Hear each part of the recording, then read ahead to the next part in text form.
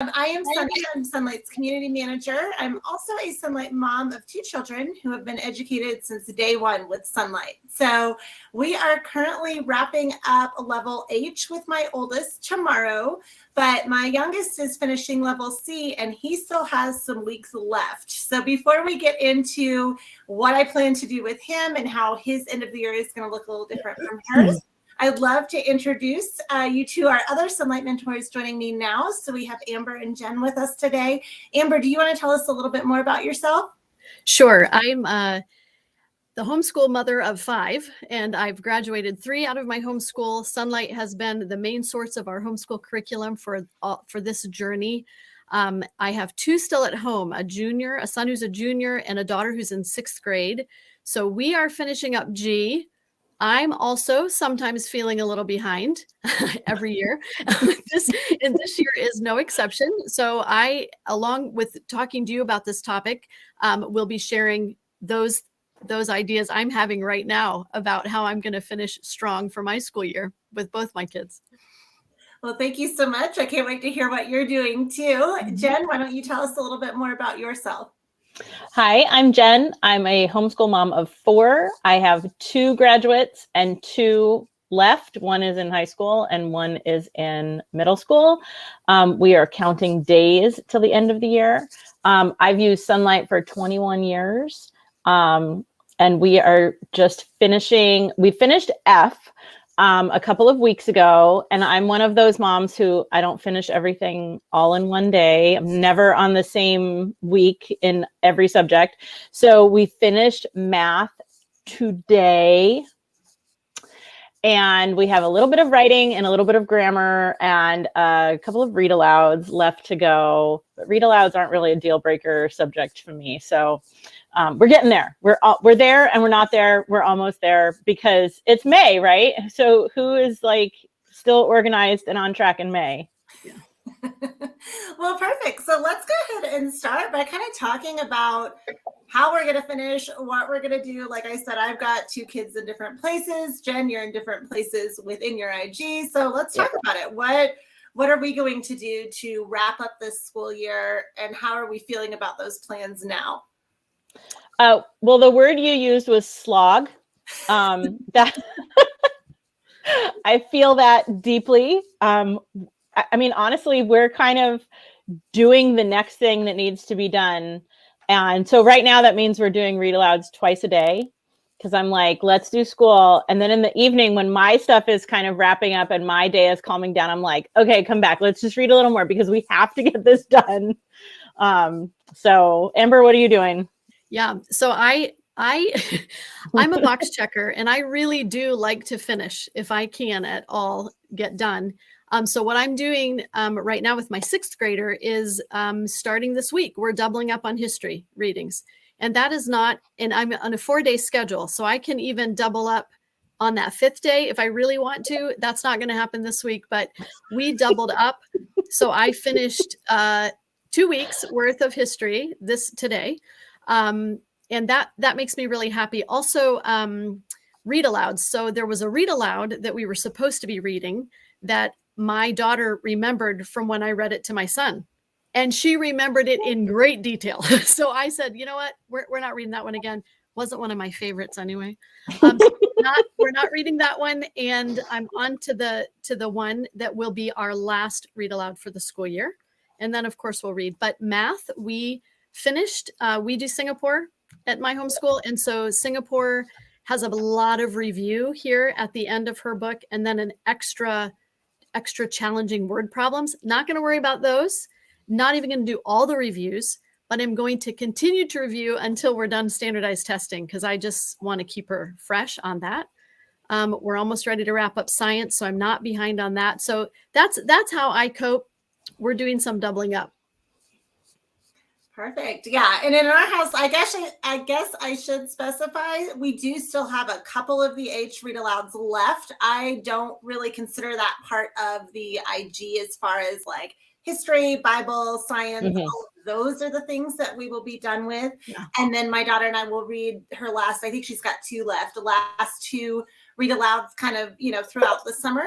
In the case of my son, he is younger, so he is much more reliant on me to finish up. That's why he's further behind in his IG, because typically when we have people in town or we travel, I don't do school with him. So he's had weeks off throughout the year. When my daughter, she likes to get done. She's very motivated that way. It does a lot of work independently. And so that's why she's able to stay ahead.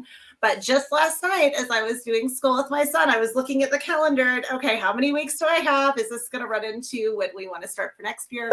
And we still have plenty of time. So I'm just going to continue with him on my normal school schedule and hopefully wrap that up at the end of this month. I don't think we have to double up on anything yet. So we'll see as we get a little closer, but I'm about the same place in his read alouds that I am everything else. So I'll just keep going on that path, and then that way we can start our new level next year. But let's talk about kind of that burnout and lack of motivation. I don't know about you guys, but I have been feeling that for the last month. I feel like as the weather's gotten nicer, I'm ready to be done. So how do you guys kind of handle that burnout, lack of motivation? You're getting busier maybe. And so how do you make sure that you still stay on track with what you want to do? Well, first of all, we've lucked out because our weather has been terrible. It has been winter and rainy at my house. And so it's super easy not to be tempted to go to the beach or the river or the park because it's gross. So I know every year that my schedule is going to pick up in the spring, and it gets harder and harder to do school because I'm actually not home every school day. And so I am incapable of handling that by the time May rolls around. So I schedule for it. So we start in August and we push to make sure that by Christmas, we are finished with week 18 in everything. It has to be. And if that means we get 2 weeks off before that, great. And if that means we work up until Christmas Eve, so be it. Because once spring comes, we're going to get burned out. And so we cannot be behind. I'm like Amber, I like to finish everything. And so I have to deal with that on the front end of the calendar because I'm terrible at dealing with it on the back end. I think that's a really good point that Jen makes. Of course, if you're at this point in the year, and maybe you're new to homeschooling, you'll just know this for next year. So it's one of those, it's a learning curve a little bit. I think too, some of it depends on the age of your kids, right? So if we're talking about lower elementary, everything you've done this year is a plus. It's okay. You're going to pick up handwriting again next year. Yep. You might even do stuff in the summer. You're going to pick up a lot of these things. It's going to keep coming back around. So there's no need to freak out at all. I was going to mention that too, Sunny, when we were talking before, language arts. I'm not going to finish all of my language arts. I'm probably not going to finish the last few weeks of it because I know it's just going to come back the next year. So there's a lot of what we're dealing with here at the end of the school year with language arts and with math is exactly it's setting you up. You're going to have a lot of review when you come back in the fall. So it's really okay. It's really okay. But you're talking about burnout. That is why I am not a year-round homeschooler. I absolutely need a little bit of a mental break. Yeah. If my children were all still very young, I think year-round schooling is almost a gift because you can have a schedule and keep on your consistency and your routine. But for me, I just know myself that there are projects at the house that I want to get done, things like that. So we do take a step back. So depending on what you like to do, you might have difference of opinions about that. Yeah, I know in the comments we're seeing a lot of it has to do with personality, and that is so true. Yes. The type A box checkers. I will tell you, the longer I homeschool, the less of a type A box checker I am, as I've seen. Okay, it works. I can be a little flexible. And then as my second child got to school age, I saw that he learned in a totally different way than my firstborn did. And so I was able to kind of let go of that. But I think what you've heard from all of us, we're kind of looking at what needs to be done right now, in order to move on to our next year. And then what types of things can wait. Things like language arts, right? We already kind of have those skills established. They're coming back around again. Yep. Math will review again. So if you're dropping a few weeks, it may or may not be as big of a deal. Again, kind of depends on your child. But let's kind of talk about how we're using what's going on this year to determine next year's plans. Are we going to jump right into the next level? Are we far enough behind that we might pick up in our current level? Or would we want to spread a program out maybe over 2 years? There's a lot of options depending on what you decide to do. So let's kind of go through those, talk about what we're doing, and then maybe some ways to make that easier to understand for someone who's newer to Sonlight and may not quite know how to modify it as much. Go ahead, Jen. So I'm a planner and a list maker and a box checker. So I really like to finish up in the spring and then start the new thing in the fall and just go to the next level and do the next thing. And that really makes my heart sing. And most years I've been able to do that. I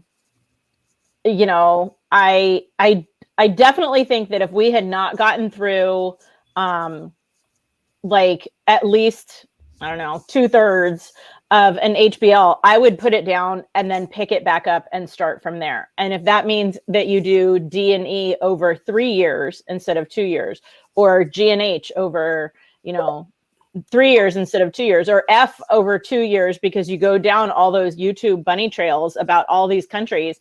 I think that's great. I think it's so worthwhile.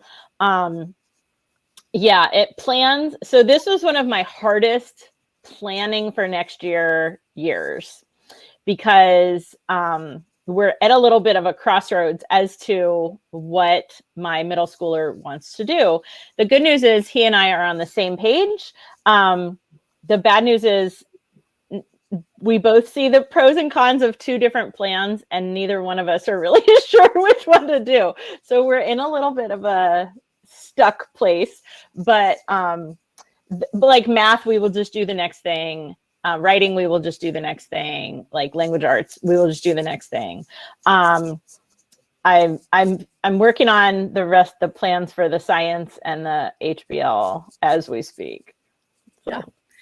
I was going to say, I think with like a program like handwriting, let's say you only got halfway through your handwriting this year. We're talking lower elementary. Just pick that handwriting back up.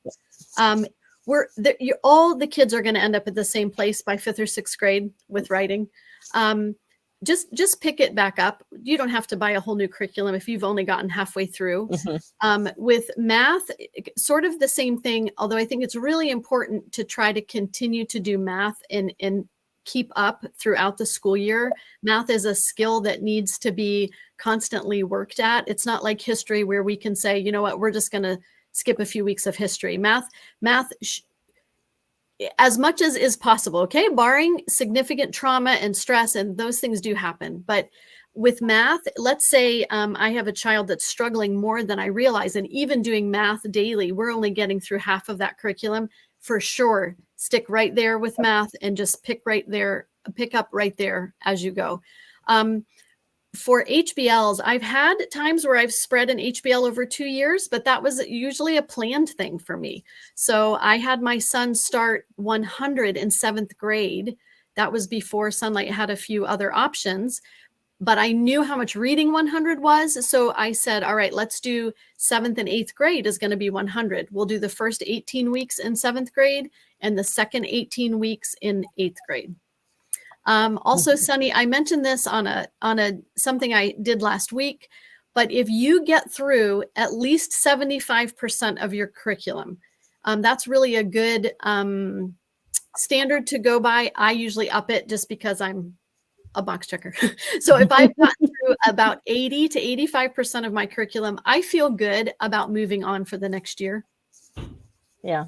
And I like what you said, Amber, about the skill-based things, those table subjects versus the couch subjects. Yes. That for math, for spelling, for handwriting, all of those skill-based areas, I would not jump ahead. And in fact, I'm now thinking back to when my kids were younger and we didn't finish spelling or handwriting or math. And we closed the book, picked it, like took our break, picked it right back up right there. Yep. Because I didn't want to miss anything that for a subject that was mastery related. Mm-hmm. Yeah, I absolutely agree. And I think we're kind of assuming like a long summer break, a big 12-week break. But, you know, Jen, like what you said, you know, maybe table it for a little while and you can take maybe like a 3 or 4 week break and then try to reintroduce that to your child. And if they're not doing their full curriculum, it doesn't really feel like, okay, now we're back in school again, but it's just like, oh, we're going to review your math. And we also talked about slowing down a little bit. This is something that I'm going to try for the first time this coming fall. My daughter has always done one Sonlight program per year. Not necessarily in the original 36 weeks we planned, but within a calendar year. But my son is finishing up C. D, of course, as many of you know, has kind of been revamped, and there's a lot of new books this year, a lot more reading in level D than C, and I just don't think he's quite there yet, but he's already done A, B, and C, and I didn't want to pull him back to K. So I've decided to extend D over a year and a half and then pick up with E in the middle of that next year and do D and E together, but over a 3-year period, because that will allow him that time to kind of catch up to the higher workload. And then he'll be better equipped for F when we eventually get to that. So you can absolutely modify that way. Jen, you look like you have something to add to that. Have you done that before as well? I think that's a great plan. I didn't do that with D and E. I had a couple of kids who I had to accept that I was going to do a lot more of the reading than I did with my oldest for D and E. But but you know how much they mature just in a 6 months or a year. Yeah. And so I think that's a great plan. The other thing I did, you mentioned F, is I always did, you know, D, E, F, G, H. And then I realized that I think G and H are easier to do with those middle school kids than F. And it was because I hit a kid that was not a superior writer yet. So for my last one, we did G and H, and then we did F. And that Eastern Hemisphere notebook was not nearly as intimidating and complaint inducing as it would have been if he were 2 years younger. So do not be afraid to adjust those things if you see it coming or you get into it and think, ooh, why is this not quite, you know, like, I mean, I've been doing this forever and still on that last kid making big adjustments. So, and I was going to say, Sunny, your son might surprise you too. And at the end of the summer, be at a completely different place. I know with my son, who I said we separated 100, he shocked me. He loved it. He read so much that I really had to figure out how to occupy him at the second half of 8th grade, because he really was just absorbing it and loving it. So every kid is a little bit different. I was noticing someone was talking about needing to be done for their own mental health. And that was a comment a while ago. I would echo that. Please don't feel guilty saying that. Please don't feel bad if you say, wow, we've had a hard year. Look, parenting is hard. Homeschooling is difficult. Running a home is difficult. All of the things are difficult. And you know that school teachers in the public school system get mental health days. People get mental health days, like they just get to take the day off. Well, that doesn't typically happen for mom. So yeah, if you say I'm this many, it's okay. It's okay.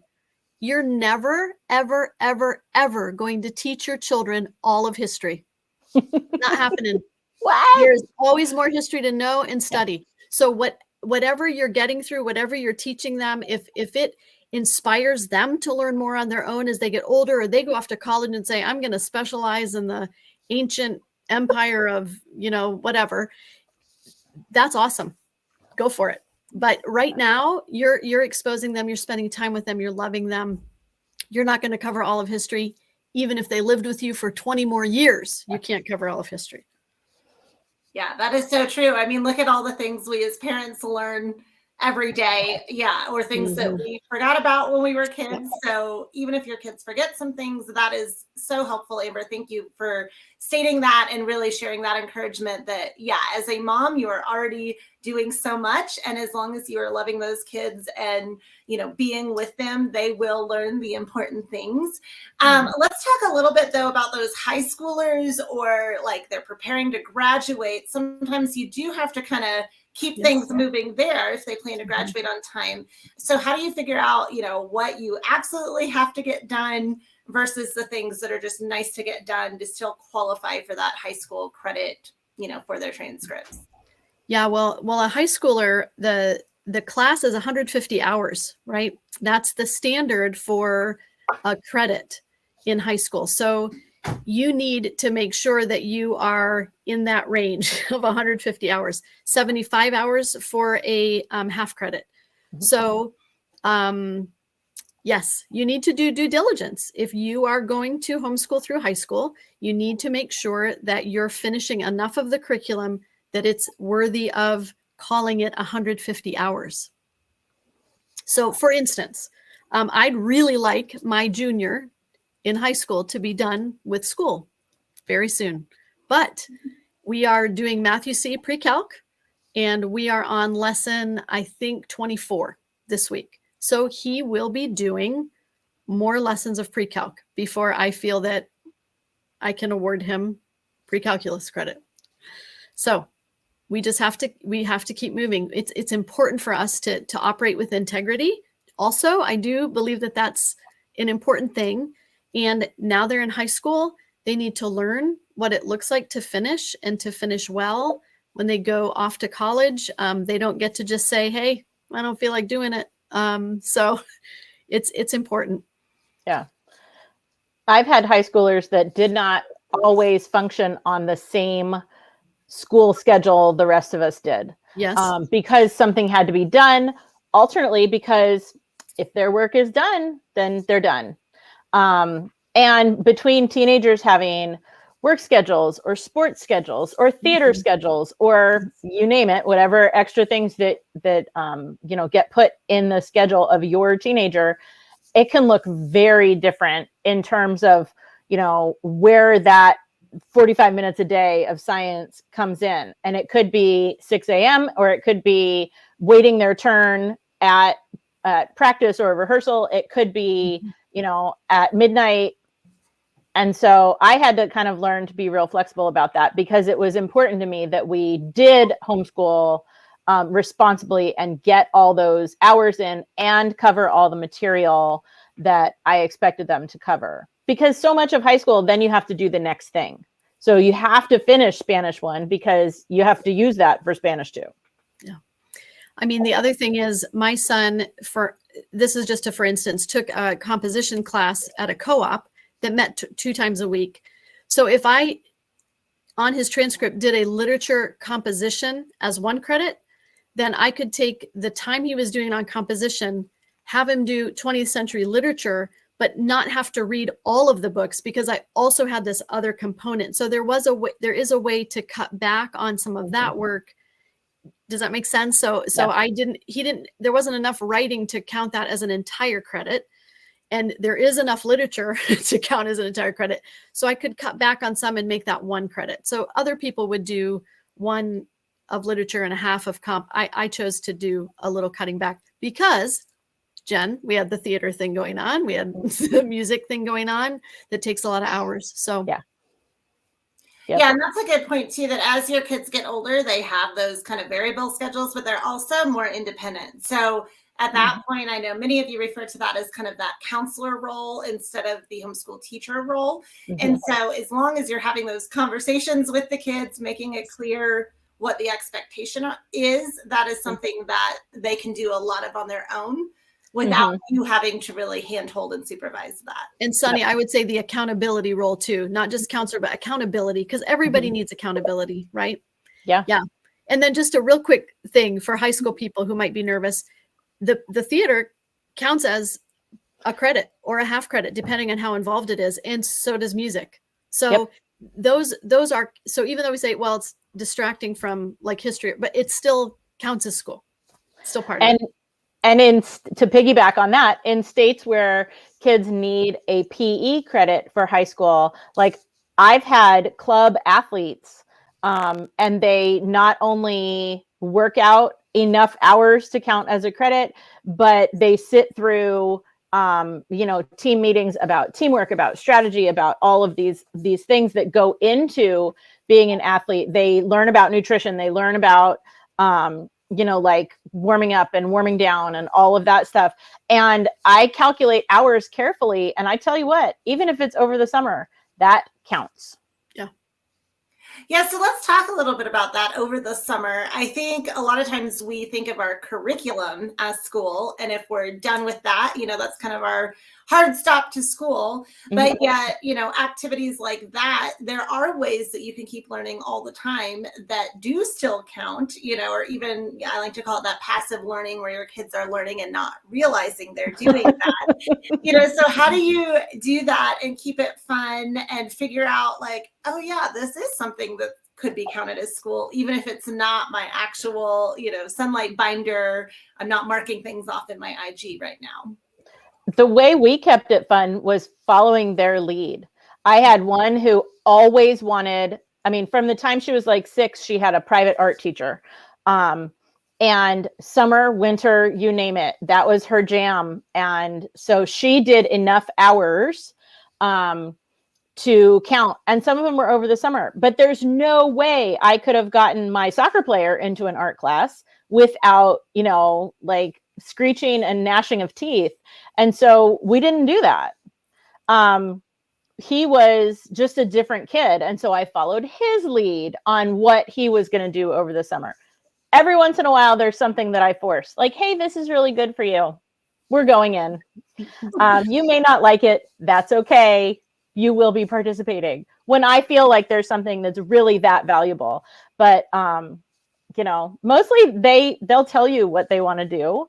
And they come up with great ideas. We've done everything from, like growing a garden and really spending a lot of time on that, to sports and art. And you name it. I know Amber's people do theater and music more than mine.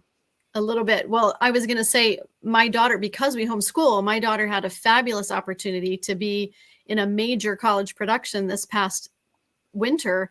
And wow, the things she learned.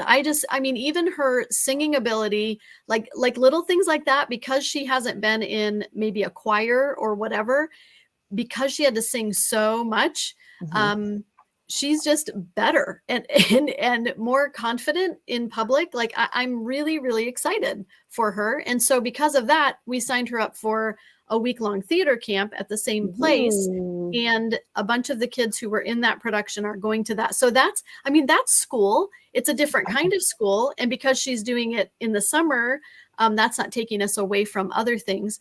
Also, just let's not forget that meeting a friend at a park and taking a walk along a river is an opportunity to learn. How many times my kids would, when they were little, would go with their friends and find tadpoles and want to scoop them up, or little crayfish or something, right? So there's so many fun opportunities in the summer, just natural learning times. Yeah. We belong to a community pool over the summer, and my kids participate in swim team. And one of the joys of the summer for the little kids is cleaning out the filters first thing in the morning. The circles around the pool, and they get leaves and junk in them. They get pine needles in them where I live. And so the little kids, go around and dump those. Well, they find frogs and they find snakes. And so one of the things that my kids who are older tease me about is that I do school with the little kids, because I have our state Herpetological Society website pulled up in my phone all the time, so that whatever they bring me, I can be like, okay, he's safe. Let's not worry about that snake. We'll just put him out in the grass. But like, I'm always like, we have to identify. We must identify. Like, you touch nothing. You approach no animals without an adult identifying them first. And my kids are like, Mom, do we have to make school out of this? Yes, we do, actually. So even those life skill things count. And if you can have some nature crossover with the life skill things, all the better. And that's a great point too. Don't underestimate the power of your cell phone and Google or, wherever you're at. I know anytime we are somewhere and the kids say, oh, what do you know about this? If I don't know, let's look it up and Yep. see. Yeah, because even on your phone, you can often Yep. find information. Do you guys there's a phone that tells you the constellations. Have you seen that one? Yep. Where you can hold your phone up to the sky? So, I mean, that's a great nighttime thing, especially if you've just done a unit on astronomy at some point during that year or many years past, because they remember this one. It's just life is learning. That's the cool thing about this journey. Well, and it's so funny because, 20 years ago when my kids were little and I was beginning to homeschool, we didn't have the constellation app and the bird app and the plant app and the snake app that were just in my hand all the time. Now it's like everything is a homeschool resource, everything. Yeah, that's so true. Yeah. And another great thing in the summer is that you do have these week-long camps. You mentioned, like a theater camp. That's something that my daughter's going to do this year too. But there's a lot of great times in the summer because everybody's out of school to maybe try that new sport or take that art class or do something new. I also want to talk about summer reading challenges because that's something that we here at Sonlight will be premiering in June as well. But a lot of times you can find those at your local library. But a summer reading challenge really is just an easy way to track how much your kids are reading. Obviously at Sonlight, we love good books. We love literature. And so that's something that we really encourage our kids to do all the time. And it doesn't feel like school when they're fun, engaging books that they're interested in. So let's talk about ideas maybe to get, especially a newer kid to this kind of literature-based lifestyle. How do you get them excited about reading and wanting to do that all summer long? Let me tell you something. Oh, go ahead. You got it? No, go ahead, Emma. Okay. You're good. One of the things that I did when I was teaching my kids to read, and I don't know why God just popped this into my head early on, but my husband loves postcards. So we used to have like 200 postcards just sitting around from who knows where. And I would have them look through. They'd pick a postcard they loved. So again, this is teaching to read, but I think you could use it for a reluctant reader too in the summer. I would draw a grid on the back of about 20 spots. And every time they did their reading lesson for that day, we'd put a sticker in a box. When the postcard was filled up with stickers, we'd take a trip to the dollar store. Or, you could do whatever you wanted. But that could be a fun, really tangible thing if you created some kind of little card. Don't make it insurmountable. Mm-hmm. So after 20 days of reading, so every time they read, put a sticker on it. When that card is filled up, we go for an ice cream cone. You go pick something out of the dollar store, or mom has already pre-bought some things that she knows that child might appreciate and enjoy. And each time like, woo, here's your prize for finishing that card. So, and then you could also do something big when we've done 10 cards, something like that, or 5 cards, because the summer's not, 200 days. So after 5 cards, then we go do something extra special. So that's just one little thought. And it seems simple and easy, but it was a game changer for me for some of my kids. Yeah. I was going to say basically the same thing, bribery, or we can call it, a reward system. A reward system. That's what we'll call it. Yeah. Like if you do this, I have one that is highly motivated by the privilege to go to 7-Eleven and get a Slurpee. Okay. Yes. And I'm like, yeah, for $2, I can totally be bribed into that being your reward. Yeah, no, that's no problem at all. Or, like we run errands generally 1 day a week. So I'm like, if you've done this much, like if you've done 5 days of this many minutes of reading, then there will, the opportunity to get a treat while we are out exists. Yep. We have an excellent library because I live in a college town. And so our library summer reading program is extensive and the rewards are many. And so, like if you do this much reading, then I'll take you back to the library and they take care of the reward system. So it's, but I mean, whatever works. In terms of getting kids to read too, I let the reluctant ones start with short books.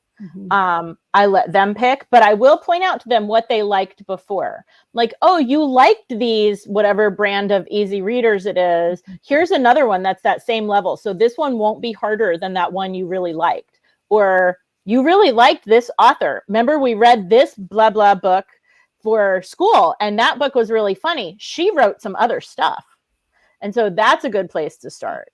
We are now at the point where, you know, even my youngest will just waltz right up to a librarian and be like, I liked these 2 books. What else you got?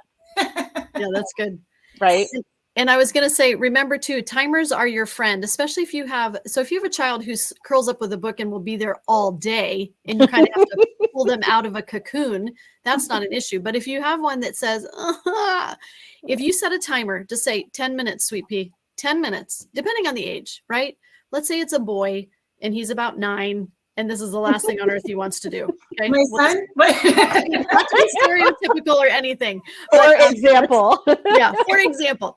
So set the timer for 10 minutes so this poor little guy doesn't think he's, going to be chained to the couch for the rest of the day. So 10 minutes, let the time, and he might surprise you and be like, oh, I'm almost to the end of this. I don't want to stop. But you don't make it a forever thing. You make it to the end of 10 minutes. You can tell me a little bit about what you read, put a sticker on your card.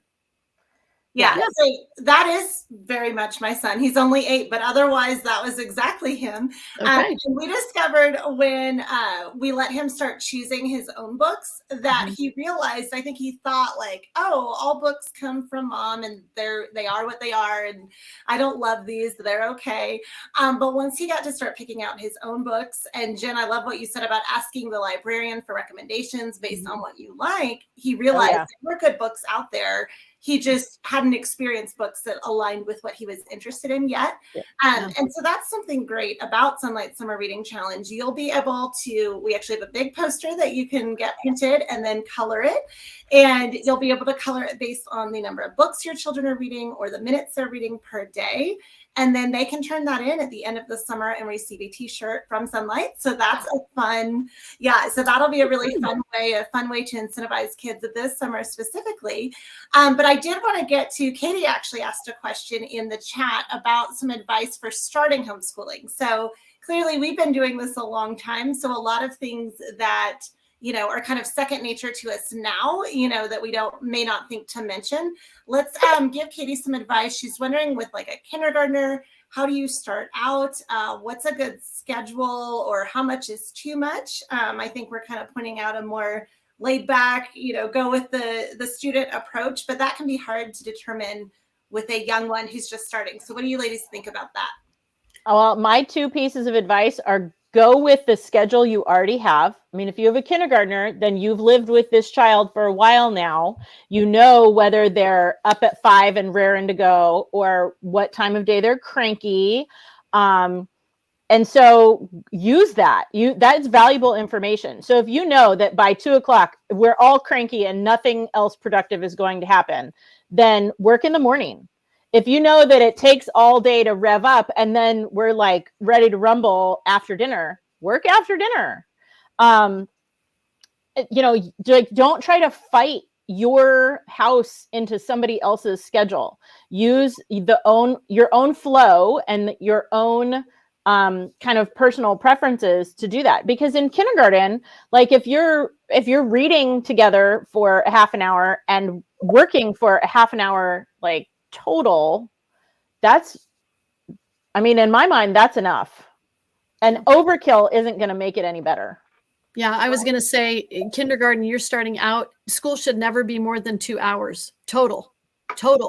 So whatever, if you do some in the morning and a couple things before bed, like if you saved a read aloud for before bed, let's say, no more than 2. For me, I wanted to get school done right away. Like, let me get my 2 hours done and then I don't have to worry about it. So, so we would do school first. I would read Bible during breakfast. That would seem like a fun, natural way to start our day, but break up. This is my piece of advice, break up those subjects. So we might sit on the couch to read history. Then we're coming to the table to do a little math lesson. Then we're back to the couch to read our science lesson. And then we're back to the table, maybe to work on forming letters. You will be amazed, I think, to go, wait, that's our day. That's all we have to do for school. Yes, it's Yeah. plenty. And you just do a little bit every day. And by the end of kindergarten, you'll be like, wow, Right. it's amazing. Yeah. And also, just because you have decided to homeschool, you don't need to call it school out loud to the kids every time you do something valuable. You can say, hey, go grab me that blue book out of the basket and come sit on the couch with me and let's read. Or, hey, let's see, if we can find that on the map. Or, whatever. You can just go through your day as if you are parenting, as if you are talking to this human about interesting things. And then by the time that you really have to call it school, they think it's awesome. Yeah. Yeah, it becomes a part of normal life. I know for my younger child, especially because he just was used to me doing school with my daughter. He just thought that's what families did. Like, oh, okay, once you get to a certain age, now I start doing math, or now I start doing handwriting, or those types of things. But even with my first, I think it took her a while before she realized this is school. I think she finally came home and was like, my friends go to school. Am I supposed to do this? Yeah, you just throw those books in there throughout the day. I will say, if your child is really starting to fight or act out, that's a good time to stop. My youngest did not articulate very well. If he was at the end of his rope, he would just start acting up. And then I very quickly realized, oh, this is his way of telling me he's done. The attention span is over. We'll come back to this later. And we would just stop right where we were and then try again later on in the day. And let's mention that really fast, Sunny. I think it's really important at that kindergarten age. Look, the attention span is, 10 minutes, 10 to 15 minutes. Please don't have your kindergartner sitting trying to do math for a half hour. Don't do it. Don't do it. So short spurts of learning, and because it's consistent and constant, it will happen. And it really is enough. A little really is enough. Yes. Yeah, your goal at that point is just to see them learning new things, and you will very quickly realize how much they're learning. Like Jen, I think you said it earlier, at the end of the year, it's like, wow, look at all that we learned this year. Yes. And so you don't realize it daily, but you do at the end of the year. We have another great question from Roseanne about struggling to choose your own books. She said, if it's a Sonlight recommended book, she knows that that's going to be a good book. But going to the library, she doesn't want to be a joy killer when her child is choosing something that has subtle or subliminal messages that she doesn't approve of. So what is a good way to kind of filter those books and not just give your child free reign at the library? Because Roseanne, that's a great point, that not every book at the library is something that you agree with or may want your child reading. So how's a good way to handle that and make sure that you're picking books you're on board with? I wonder if Jen and I might be a little different in this. I had 5 children under the age of 12, and we had enough Sonlight books that I didn't go to the library constantly to find extra reading material because I didn't need to. And we had a lot of books at home. So we have not done a lot of, let's just go to the library willy-nilly. However, my youngest now does like to go to the library and just pick out. So one of the things is many of the Sonlight authors have authored lots of books. So there are lots of good series that we've found apart from that. Also, if you have any friends who love to read, I have a sweet friend, a homeschool friend, who often will say, oh, have your kids read this series? Oh, have your kids read that series? And I think, oh, okay, that's cool. So I take her recommendations a lot. And of course, a quick Google search of authors and certain books can also be your friend in this regard. Yeah, I feel free to Google whatever. Book title, author, critique is a good way to find what people are complaining about. And then that's either something I want to avoid or something that I don't think is a big deal. We started with authors we know, or I recommended things that I wanted my kids to read. I actually found that being read to their entire lives and having read so many good quality books, like the books that we read from Sonlight, my kids don't have a lot of tolerance for garbage. Now, your definition of garbage may not be the same as mine. That's completely cool. But my kids did not have a lot of tolerance for things that I considered to be not really worthy. And so having been raised by me in my house and having talked books with me every day of their lives, I really didn't have too much trouble. Also, I mean, a librarian is a good friend. She will tell you what is in there. And that Google search was something I did a lot. Also, depending on the kind of conversations you're fostering, my daughter was reading a book and came to me and said, this doesn't sound quite right. This sounds a little weird. And so I looked at it, and sure enough, I thought, yeah, this slant is not quite what we're going for. I let her finish reading it because that one book was not going to change the entire structure of everything she'd known up to that point. But it just made me cautious. And I thought, okay, we're probably going to avoid this author after this. So there are things like that. Yep. I don't know. I hope that's helpful. Yeah. To the moms who are listening in. I've had the same where kids come back and say, is this, I mean, I don't know, Mom, this is kind of like, So one book, actually, it was about two teenagers who were absolutely going against everything their parents were telling them and did every single thing they were not supposed to do. And I was like, yeah, maybe that book is not, not the best reading. And here's why. And we had a conversation about it. And, nobody was really offended, but I was talking about making good choices in what you're reading and putting things down when you just start to feel like this is not really a book for me. And then she had to read Romeo and Juliet. And she was like, Mom, they're making bad choices. I just don't think I should have to read this. I was like, oh yeah, that doesn't count.